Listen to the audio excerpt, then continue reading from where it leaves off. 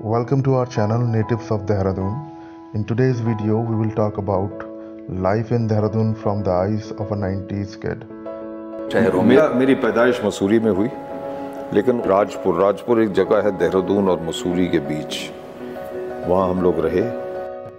Padma Shri awardee film actor Thomas Beach Alter or Tom Alter was born in 22nd June 1950 in Mussoorie, Uttar Pradesh, now Uttarakhand. Mussoorie में Woodstock school में।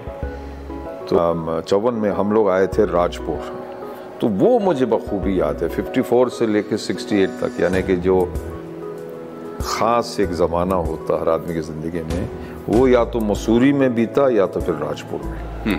तो बहुत सुनहरे दिन थे। और राजपुर जहाँ हम रहते थे उस वक्त आबादी बहुत कम थी, जंगल था, चारों तरफ मंदिर थे, आश्रम थे। शाम के वक्त मंदिर की घंटियाँ बजती थी, बहुत हमको अच्छा लगता था। एक तरफ ये यमुना नदी बहती थी, दूसरी तरफ गंगा, तो बहुत खुशगवार एक ज़माना था। In this video he shared his memories and time that he spent in Mussoorie and Dehradun. Famous author Ruskin Bond and Tom Alter both grew up in Mussoorie and Dehradun. और स्कूलिंग हमारी Woodstock school Mussoorie में चल रही थी, वो भी यानी कि स्कूलिंग जन्नत में, और सर्दियों की छुट्टियां वो भी जन्नत में। तो हम लोग बहुत खुश नसीब थे कि ज़िंदगी के शुरुआती जो 10 साल थे वो बहुत अच्छे गुजरे। उस जाहिर सी बात है कि उस ज़माने में टीवी तो था नहीं, सिनेमा तो खैर दूर था। देहरादून में महीने में एक बार हम कभी जाते थे सिनेमा के। राजपुर में आज भी आश्रम और ये मंदिर बहुत है। तो शाम के वक्त कभी बंगाली आश्रम से वो घंटियों की आवाज़ आती थी, कभी शाहनशाही आश्रम से, कभी रामतीर्थ आश्रम। मैंने अपने वालिद साहब से पूछा कि इस इलाके में इतने आश्रम, इतने मंदिर क्यों हैं? मस्जिद वहाँ जब मैं छोटा था तो मस्जिदें वहाँ बहुत कम थी, तो मस्जिदों में उतना जाना नहीं हुआ था। जैसे हम ऋषिकेश, बनारस ने अपना हरिद्वार जाया करते। वो था कि यूपी में मालूम नहीं क्यों, और खासकर मसूरी में फिल्में बाद में आया करती थी, तो बॉबी का क्रेज था। तो मैं मसूरी में था, मैं खुद तो नहीं गया था, लेकिन बाकायदा बसें बुक की जाती थी देहरादून मसूरी से, और वाया सहारनपुर ये यमुनानगर लोग जाते थे सिर्फ बॉबी फिल्म देखने के लिए। तो ये बॉबी बस कहलाती थी। पाकीज़ा फिल्म लगी थी देहरादून में, तब तक इनका इंतकाल नहीं हुआ था, मीना कुमारी का। तो मैं अपने दोस्त के साथ स्कूटर पर बैठ के मसूरी से देहरादून गया। हमने देखी फिल्म, बहुत अच्छी। मैं मसूरी में काम कर रहा था उस वक्त। एक बस चलती है मसूरी से, आज भी चलती है, नाइट बस कहलाती है वो। रात को कुछ 10 बजे मसूरी से निकलती है, सुबह कुछ 6 बजे दिल्ली पहुंचती है। मसूरी में मैं जब जवान था, अगर किसी ने मुझे अंग्रेज़ कहा होता ना, मैं उसको एक थप्पड़ लगाता फौरन, और मैं कहता अंग्रेज़ होगा तेरा बाप। क्योंकि हम कभी सोचते नहीं थे कि हम अलग थे। Famous author Ruskin Bond and Tom Alter both grew up in Mussoorie and Dehradun. Rajya Sabha TV interviewed him in 2017 and later he died on 29th of September 2017. He was 69 years old at the time of his death. Let's have a look. आज से 100 साल पहले, यानी कि 1916 में मेरे दादाजी मरहूम और मेरी दादी जी मरहूमा ये अमेरिका से आए थे 100 साल पहले। नवंबर का महीना था। जहाज़ उनका उतरा मद्रास से फिर बाई ट्रेन ये लोग गए लाहौर। तो 100 साल से हमारा ख़ानदान यहाँ हिंदुस्तान में बसा हुआ है। मेरे वालिद साहब की पैदाइश भी सियालकोट की है, अब उनका इंतकाल हुआ है। उसके बाद आज़ादी के बाद हमारे ख़ानदान में भी बंटवारा हुआ। दादी जी, दादाजी वो पाकिस्तान में रहे, हम लोग इस तरफ हिंदुस्तान में रहे। और इलाहाबाद, जबलपुर, सहारनपुर और अंत में राजपुर एक जगह है देहरादून और मसूरी के बीच, वहाँ हम लोग रहे। स्कूलिंग मसूरी में, वुडस्टॉक स्कूल में। तो अब मेरा बेटा और उनका बेटा, यानी कि कितनी पुश्तें हुई, एक तो 5 पुश्तों से हम लोग यहाँ हिंदुस्तान में रह रहे हैं। तो इसलिए बहुत फ़ख्र के साथ नहीं, लेकिन बहुत खुशी के साथ हम लोग कहते हैं कि हम हिंदुस्तानी हैं। शुरुआती 10 बरस अगर आप अपनी ज़िंदगी के देखें तो वो ठीक ठीक क्या किसी एक शहर में या कई शहरों में? मेरी पैदाइश मसूरी में हुई, लेकिन उस वक्त मेरे वालिदैन इलाहाबाद में काम कर रहे थे। लेकिन मुझे इलाहाबाद इसलिए याद नहीं है क्योंकि मैं जब 2 साल का था तो इलाहाबाद छोड़ के हम लोग सहारनपुर चले गए। तो सहारनपुर का मुझे कुछ हल्का हल्का सा मंजर याद है। उसके बाद 54 में 54 में 54 में हम लोग आए थे राजपुर, तो वो मुझे बखूबी याद है। 54 से लेकर 68 तक, यानी कि जो ख़ास एक ज़माना होता हर आदमी की ज़िंदगी में, वो या तो मसूरी में बीता या तो फिर राजपुर में। तो बहुत सुनहरे दिन थे। और राजपुर जहाँ हम रहते थे उस वक्त आबादी बहुत कम थी, जंगल ही जंगल था, चारों तरफ मंदिर थे, आश्रम थे। शाम के वक्त मंदिर की घंटियाँ बजती थी, बहुत हमको अच्छा लगता था। एक तरफ ये यमुना नदी बहती थी, दूसरी तरफ गंगा। तो बहुत खुशगवार एक ज़माना था। और स्कूलिंग हमारी वुडस्टॉक स्कूल मसूरी में चल रही थी, वो भी यानी कि स्कूलिंग जन्नत में, और सर्दियों की छुट्टियां वो भी जन्नत में। तो हम लोग बहुत खुश नसीब थे कि ज़िंदगी के शुरुआती जो 10 साल थे वो बहुत अच्छे गुजरे। बीच में एक बार हम अमेरिका भी गए थे। हम गए थे 58 में, और 1 साल हम वहाँ रुके, वो भी अच्छा लगा। लेकिन आपने बिल्कुल सही कहा कि शुरुआती जो एक आदमी की ज़िंदगी के 10 साल होते हैं, वो जो दौर था, उससे एक आदमी जो भी है, टॉम वॉल्टर हो जो भी हो, उस समय वो आदमी जो है वो आदमी बन जाता है। और मेरे साथ भी यही हुआ।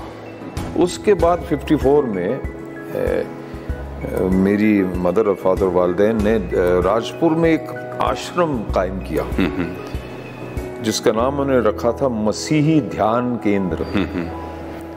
तो आश्रम तो था और उसमें इबादतें होती थी, जलसे, मीटिंग्स, कॉन्फ्रेंसेस वगैरह। लोग दूर दराज मुल्कों से आते थे वहाँ स्टडी करने के लिए, लोग वहाँ रहते थे।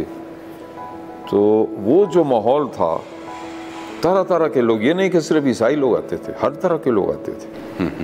और फिर उनकी बातचीत होती थी। और सुबह 7 बजे मुझे याद है इबादत होती थी, छोटा सा चैपल था, पहले उर्दू में होती थी। और मेरे वालिद साहब बाइबल पढ़ते थे उर्दू में, इंजील मुक़द्दस।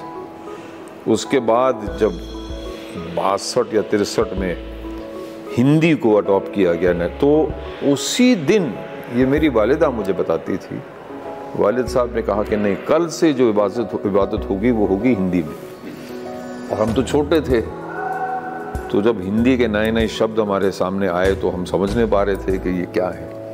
लेकिन बहुत खुशगवार माहौल था और बहुत कुछ सीखने को मिला, बहुत कुछ सोचने को मिला। और वो सीखना और सोचना, आपने इस चीज़ का जिक्र भी किया था, वो आज तक चल रहा है, आज तक चल रहा है। ये बताइए कि जो ये मसीही केंद्र, जी, मसीही केंद्र, मसीह ध्यान केंद्र, उस ज़माने में आप लोग की उम्र कितनी थी? हम जब वहाँ गए तो मैं 4 साल का था। हाँ। और जब मैं कॉलेज के लिए अमेरिका गया तो 18 साल का था। यानी कि 4 साल की उम्र से लेकर 18 साल की उम्र तक 14 साल हम वहाँ राजपुर में रहे। जी हाँ। और जाहिर सी बात है कि उस ज़माने में टीवी तो था नहीं, सिनेमा तो खैर दूर था, देहरादून में। महीने में एक बार हम कभी जाते थे सिनेमा देखने के लिए। तो राजपुर में एक, और मुझे अच्छी तरह से याद है, ये मैंने पहले भी जिक्र किया था कि राजपुर में आज भी आश्रम और ये मंदिर बहुत हैं। तो शाम के वक्त कभी बंगाली आश्रम से वो घंटियों की आवाज़ आती थी, कभी शहनशाही आश्रम से, कभी रामतीर्थ आश्रम से। तो मुझे याद है मैं वही 8-9 साल का था, तो मैंने अपने वालिद साहब से पूछा कि इस इलाके में इतने आश्रम, इतने मंदिर क्यों हैं, और ये हमारा मसीह ध्यान केंद्र वो भी आपने यहाँ क्यों कायम किया? तो उन्होंने कहा कि ये जो हिस्सा है ये बहुत पवित्र, बहुत पाक हिस्सा है हिंदुस्तान का, क्योंकि 25 मील दूर इस तरफ गंगा बहती है और 25 मील दूर उस तरफ यमुना बहती है। तो ये हम 2 महान नदियों के बिल्कुल बीचों बीच रह रहे हैं, इसलिए ये जगह पाक है, पवित्र है, इसलिए ये मंदिर और मंदिर। तो जब अब आप सोचिए, इतनी बड़ी बात का एक 8 साल या 9 साल के बच्चे के जहन पर कितना असर पड़ेगा उससे। तो ये बातें जो हैं मैं कभी भूल नहीं सकता। हम हिंदुस्तान में रहते थे, जैसे रामलीला में जाते थे, मंदिरों में जाते थे, मस्जिद वहाँ जब मैं छोटा था तो मस्जिदें वहाँ बहुत कम थी, तो मस्जिदों में उतना जाना नहीं हुआ था। जैसे हम ऋषिकेश, बनारस, और ये बनारस ने अपना हरिद्वार जाया करते थे, जिनको मैं गुरु मानता हूँ। वो वुडस्टॉक में प्रिंसिपल थे, उन्होंने फिर मुझे वुडस्टॉक बुलाया, वहाँ भी काम किया, फिर आ रहा है वो। क्योंकि मैं जब मसूरी में था, वुडस्टॉक में, हम हिंदी फिल्मों को थोड़ा सा वो समझते थे, हम अंग्रेजी फिल्में देखते, हॉलीवुड की फिल्में, हिंदी फिल्में। लेकिन मैं जब जगाधरी गया था 19 साल की उम्र में, तो वहाँ अंग्रेजी फिल्में चलती नहीं थी। तो जगाधरी टॉकीज़ में सिर्फ हिंदी फिल्में चलती थी, यमुनानगर में सिर्फ हिंदी फिल्में चलती थी। और मेरे दोस्त अहबाब तो एक आध दिन के अंदर बन गए। डेविड हमारे बहुत अच्छे दोस्त आज भी हैं। तो शाम को ये लोग ये फिल्म देखने जा रहे थे, साधु और शैतान। तो मैं कहा चलो मैं भी देखता हूँ।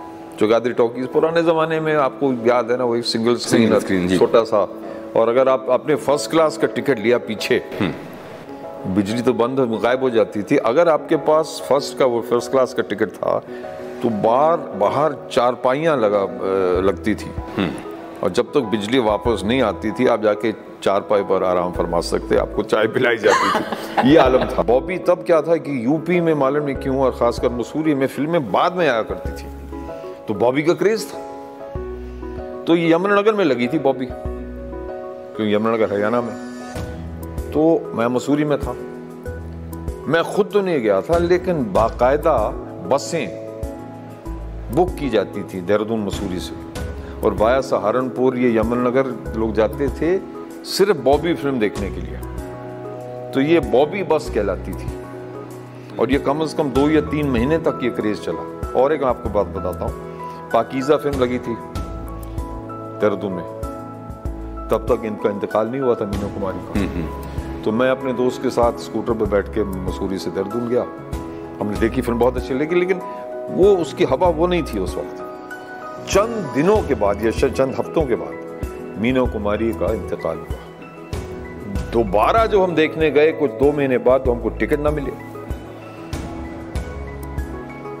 तो ये जो एक अजीब, जैसे राजेश खन्ना की 3 महान फिल्में, मैं मसूरी में काम कर रहा था उस वक्त। एक बस चलती है मसूरी से, आज भी चलती है, नाइट बस कहलाती है वो। रात को कुछ 10 बजे मसूरी से निकलती है, सुबह कुछ 6 बजे दिल्ली पहुंचती है। तो थर्सडे की रात को मैं उस बस से दिल्ली जाया करता था। मेरे वालिदैन दिल्ली में रहते थे उस वक्त, मैं जाकर थोड़ा सा आराम करता था। तो 3 बजे का शो मैं रीगल सिनेमा में मैंने आनंद, दुश्मन और अमर प्रेम, ये इनकी 3 फिल्में मैंने इस तरह से देखी। ये तो आप जानते ही हैं कि एक ख़ास तरह की रूप, रंग और अपीयरेंस की वजह से एक ख़ास तरह के रोल आपको फिल्मों में मिलते रहे। सोसाइटी में वो कौन से ऐसे तजुर्बात हैं जो आपको शिकायत करने पर मजबूर कर दें? देखिए, शिकायत के मौके इतने कम मिले हैं पिछले 67 साल में। मैं सन 50 में पैदा हुआ मसूरी में।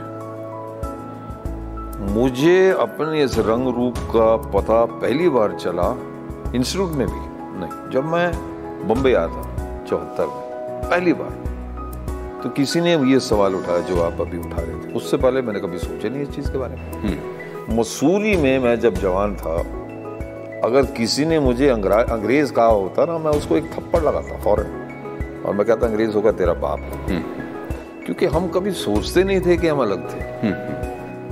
जो लोग मुझे जानते हैं, जैसे मसूरी वाले जो हैं, या इंडस्ट्री में जो पुराने लोग हैं, अब जो नई पीढ़ी आई है, क्योंकि खैर खुदा उनको बहुत लंबी उम्र बख्शे, जो 6 महीने पहले हुआ था उसमें उन्हें कोई दिलचस्पी नहीं है। तो जाहिर सी बात है कि जो 60 साल पहले हुआ था उसमें तो वो लोग अभी वापस मुझे फिर वही चीज़ मतलब लोगों को बतानी होती है कि मैं हिंदुस्तानी हूँ। अभी पिछले 5 साल से फिर ये दौर शुरू हुआ, क्योंकि लोग अब पीछे मुड़ के कोई देखता नहीं है, सब आगे देख रहे हैं। और आपको पूरा हक है। आपको मुसलमान बनना, ईसाई बनना, हिंदू बनना, सिख बनना है, आपको पूरा हक है। यानी कि एक तरफ खून खराबा और दूसरी तरफ हमारे कॉन्स्टिट्यूशन में हमें ये हक दिया जा रहा है। तो ये है वो नाजुक डोर। वो खून खराबा आज भी चल रहा है, उस पैमाने पे तो नहीं चल रहा है, लेकिन कितने के मन में उस तरफ भी इस तरफ भी वो खून खराबा आज भी है। तो एक वो दूसरा, अब सेक्युलरिज्म का जो शब्द है वो बाद में आया था, उस वक्त सेक्युलरिज्म कोई जानता नहीं था, लेकिन जो चल रहा था वो सेक्युलरिज्म ही चल रहा था। और मैं फिर वही मिसाल देता हूँ राजपुर का, कि हम जब छोटे थे तो जिस तरह से मेरे वालिद साहब जो पादरी थे और मैंने पूछा कि इतने यहाँ मंदिर और ये आश्रम क्यों है, वो तो मिसाल क्या दे रहे थे कि हम गंगा और यमुना के बिल्कुल बीचों बीच रहते हैं। अब वो चीज कहाँ गई कि एक ईसाई पादरी कह रहे हैं, अब ईसाइयों के लिए गंगा और यमुना कोई पवित्र नदियां नहीं है, लेकिन क्योंकि मेरे वालिद साहब जानते थे कि अगर करोड़ों लोग इन नदियों को पाक मानते हैं तो उनके मानने में तो दम है, नदियों में बेशक दम ना हो। तो वो चीज जो है, ये वो है ख्वाब कि आप लोगों की इज्जत करें, उनके अलग अलग धर्मों की इज्जत करें, अलग अलग ख्यालों, अलग अलग रंगों की, भाषाओं की इज्जत करें। आप अपनी राह पर चलें बेशक, बट ये मत कहिए कि मेरी राह ही सही है, आपकी राह गलत है।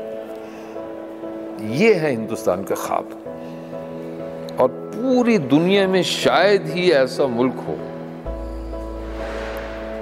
जहां ये ख्वाब जो है इतने लंबे अरसे तक कामयाब चलता रहा है।